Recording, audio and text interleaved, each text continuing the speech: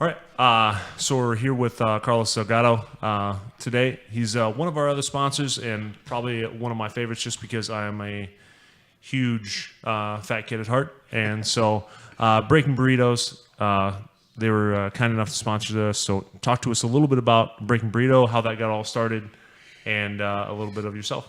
All right. Well, so. We got to put that like. All right. So I've been working in the industry for, 25 years. Back in New York. I'm from New York.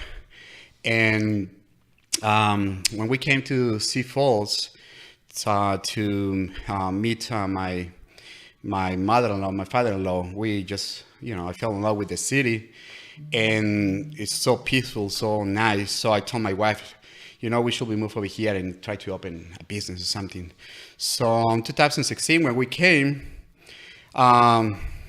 we just think about it, and then we decide to open a food truck, and we start our adventure, like looking for trucks and this and that, names. In the beginning, it was like Burrito Cowboy or something like that. Yeah, Burrito Cowboy. Though, if any of you have not done it yet, like naming a business is the worst thing in the world. Like you'll sit there and it'll be like 20 million names that you're like, oh no, this is terrible. Oh, this is good. Oh, this is terrible. And then you love one, and then like you look and like somebody else has all those names or whatever. So it's terrible.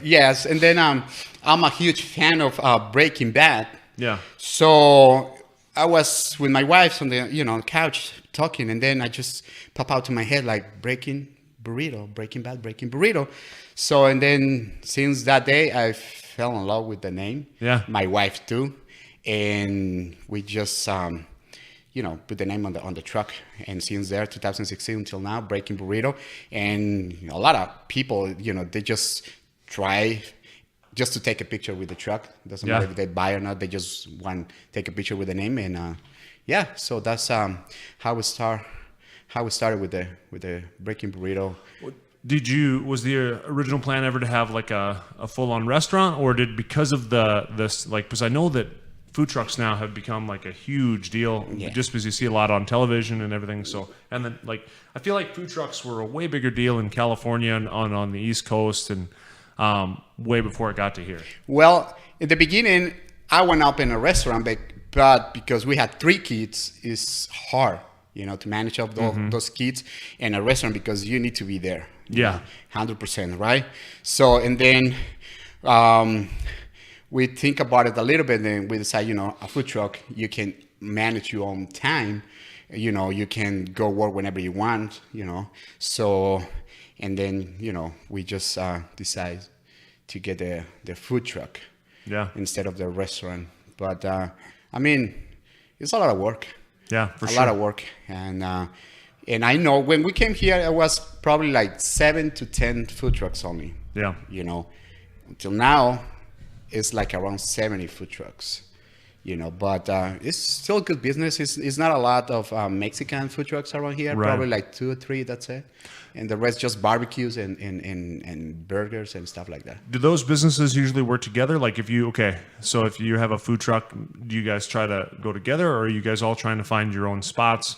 Because I could see it where it's like, okay, my wife wants taco, but I want, some sort of burger or a sandwich or something like that. Well, I don't have a permanent spot. I don't think it's gonna work here in Sioux Falls because, New York, you can park anywhere and it's, thousands and thousands of people walking around. Mm-hmm. But Sioux Falls, everybody drive, and it doesn't matter, if it's gonna be 5-10 minutes driving. People, they just don't want to drive, that right. period of time. So I decided to just do events like, working with downtown Sioux Falls, Levitt Park, and, just events. Nothing like, I don't have permanent spot. I don't think it's a convenience for a food truck here in Sioux Falls. So I know we're going to be at that event. And so the fighter's actually going to be helping April 19th, right? Actually, you guys going to be there Saturday, April 20th. April 20th. So April 20th in Brandon, South Dakota. What's going on there? Well, it's like a flea market. Okay. They're going to have, furnitures and cloth, a lot of flea market stuff, new and old, antiques and all that. So it's gonna be a huge event, 2 days. People from out of town and out of state coming to sell there too. So it's gonna be from 10 a.m. all the way to 5 or 6 p.m. 2 days event. And well, I invite everybody to just go and try Breaking Burrito. Yeah, made hopefully by a couple fighters, and so Yep. make sure that they don't get too much training in that day, so they're not too sweaty. Yeah. So speaking of that, you just got done training. That's why you're out of breath and everything, because we just got done. So that how this this sponsorship started. You obviously train with some of the guys, and we'll show some of the footage of you. But yeah, it's Well, everything is like when I was like little. I don't have that. Nobody helped me. I try to do many stuff like in sports, but nobody helps me. Sure. So now I kind of have the opportunity to help like someone, right? So I talked to Bruce and I told him what I want to do. Like, I want to help someone. I think it's the right thing to do, especially, with these kids. Probably they don't have like, everything.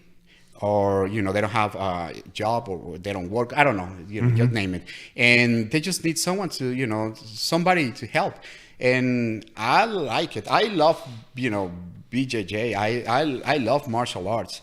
This is actually my second sport. I love this sport, and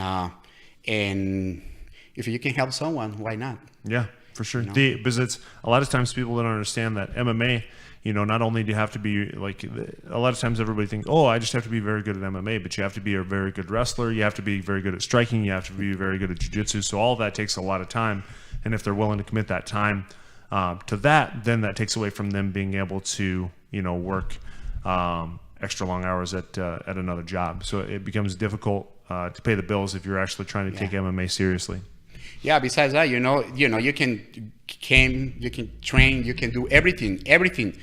But if you don't have the right food and the right supplements, just they're gonna make it. I mean, you can pay, your school, whatever, but you need, good amount of money for your food. That's another big thing. Like, when you're on sports, you need a good food. Yeah, good. Yeah, and it's expensive. Right. Yeah. The good food. That's crazy that it's like the good food's the expensive food. Like if you want to go, get like a bunch of quarter-pound hamburgers, it's cost you like $2. But then if you want to actually go get like a salad or something with some actual fruit or anything in it, it seems like it's going to be like $11. That's why I know I wish I could help everybody, all 6-7 fighters here, but I can't. That's why if you guys can help, just come and do it. We need to help the